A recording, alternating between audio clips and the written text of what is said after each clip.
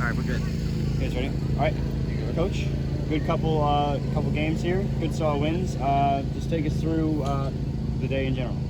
Well, I think, when you have dominant pitching performances by both Caitlin and Gianna and Kama coming in there at the end of the first game, it lets you play loose and free offensively, and you got to see output from a lot of people on the team. We've used our bench.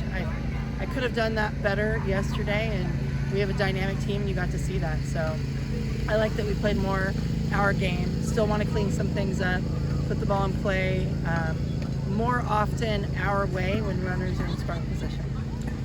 Caitlin picking up the win in her Knights debut. Gianna Mancha making her second appearance of the CTX Classic, coming out here having some pretty good pitching performance. Can you just talk about your pitchers over the course of both games today, and how would you rate their performances? Yeah, well, both are dynamic and can throw up, down, both sides of the plate. So when something's working, like for Caitlin, we got to stick with primarily her down ball, and it's awesome to be able to see her do that with minimal pitches and just utilize her defense, and her defense played well for her. And Fresno State's a very good hitting team. Both Fresno State and Longwood are very good hitting teams. They put up a lot of runs in this weekend, but it just goes to show like who our strength is and what our strength is as a team. Traditionally it's been pitching, and it's, we hope to continue to keep it that way. And Gianna Mancha, she's just, if you would think she's mostly an upspin pitcher, today down ball was doing good for her as well. And so that's what I love about her, is she can hunt out their weakness and just ride with it.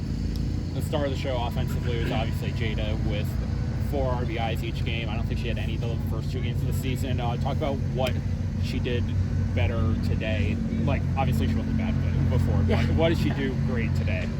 Well, Jada is just that threat up at the plate. So putting the ball in play hard, using gap to gap, and using her speed as well. So she's a special player, and she can hit all pitches. So just seeing her really settle down and look for her pitch to drive.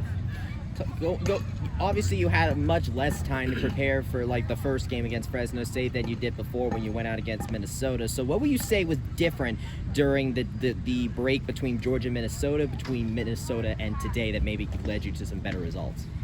Yeah, well, I think first, we're a young team, right? And so beating Georgia in opening weekend or opening day and having the big crowd, and I still don't know that if we woke up and we said, okay, today's a new day. And that's why we have that rule, is you get an hour to celebrate and then it's on to the next. And so Minnesota, it was, I still think we were kind of on that game high of the game before. And, as a coach now, I've learned, hey, we got to move on. The most important game is the next game. The other thing too is we got caught up a tad bit in what the other team had, their strengths, instead of like, okay, what are our strengths?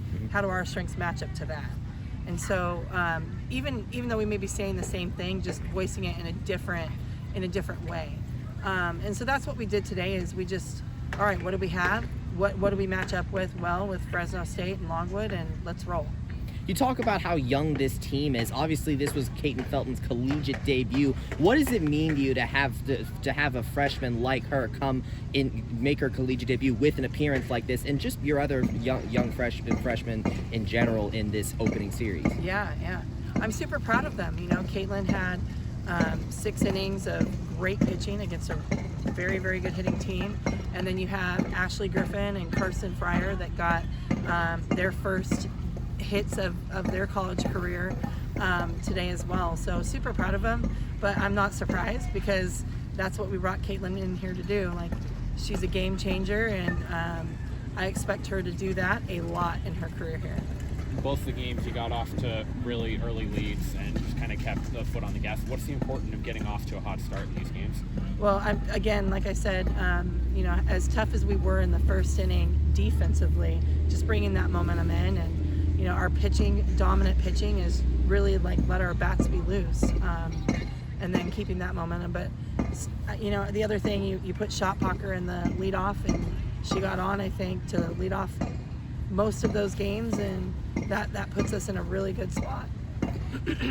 Kind of like in the Georgia game, you guys really ended up drawing a good amount of walks in this game against Longwood. How important has play discipline been for you guys this weekend? Yes, I totally agree, and here I am being that greedy coach of, well, we need more. But, I mean, that's the name of the game for us, right? Like, you saw our 4-hitter steal today. So we're going to put the game in motion. And if they're going to pitch around us, we're going to be disciplined enough to go deep in counts. And that's what we talked about. I didn't like how we got out with a first pitch too much in that first game today. And though we scored those runs and we did well, I said, hey, you know, it should be tougher to get us out than this. And I think the greatest thing that our hitters have is facing our pitchers, you know, during the week and in scrimmages and whatnot. So they're able to see movement, velocity, you know, drop, change, rise, all of the above. And so I expect our play discipline and our aggressive approach to continue to improve over the next couple of weeks.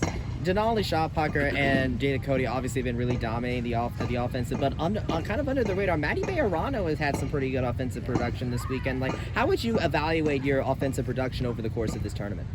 Yeah, I mean, it's like I've said in the beginning about our group is there's not one superstar from our team, and so you're going to see people shine 1 through 9, 1 through 10 with the pitcher or the flex player, and you know you saw great performances from all of our pitchers even this weekend. So that's what I think is so awesome about our team is we're not going to just rely on only one, and we have depth, and you know that it's going to take that to go deep into season and continue to improve every day. Yeah, you mentioned that you brought in Kama Woodall again today in the Fresno game. Can you just talk about kind of her, I guess, endurance in a way, the fact that you can like reliably go to her for relief on days for 3 days on end? Yeah. So for Kama, I mean, she's strong. She's a hard worker, and you know I love being able to bring her in like that.